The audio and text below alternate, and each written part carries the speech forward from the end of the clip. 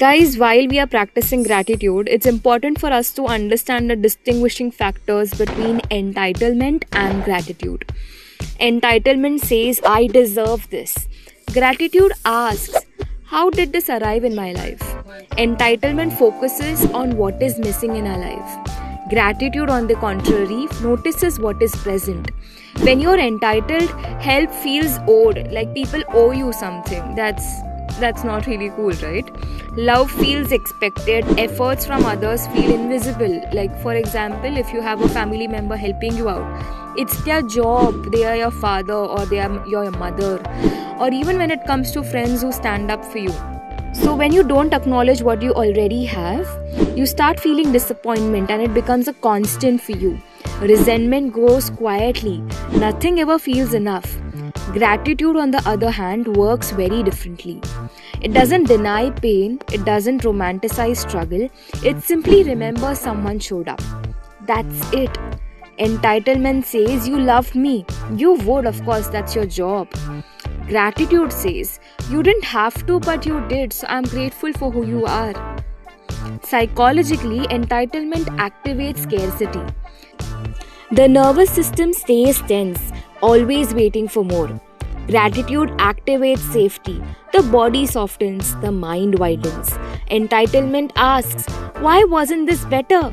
Gratitude asks, what did this give me? One keeps you hungry, the other makes you human. What do you choose? It's your choice. And that shift isn't about lowering your standards, by the way.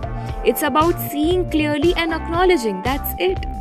Because life grows heavier, when everything is owed, and lighter when something is noticed. So I'm gonna give you a reason why you can be grateful for life in general.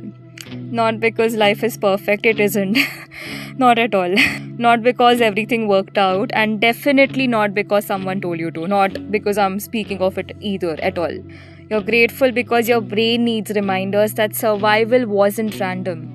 Gratitude tells your nervous system something supported me, and that message matters more than motivation sometimes. When you're not grateful, the brain assumes danger is endless, the loss is permanent, that effort goes unnoticed.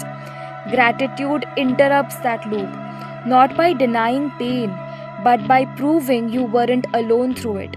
Example, you didn't heal because life was kind to you. You healed because something, a person, a habit, a moment helped you. Or maybe you helped yourself, you did something for yourself. You stood by you, right?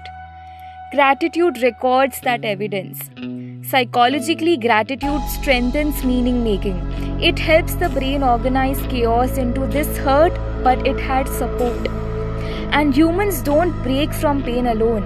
They break when pain feels pointless, life feels pointless. Gratitude gives pain context. It's not about saying thank you.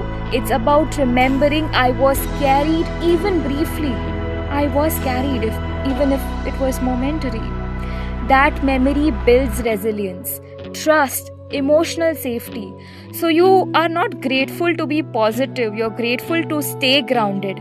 Because when the brain remembers support, it stops living like everything will collapse.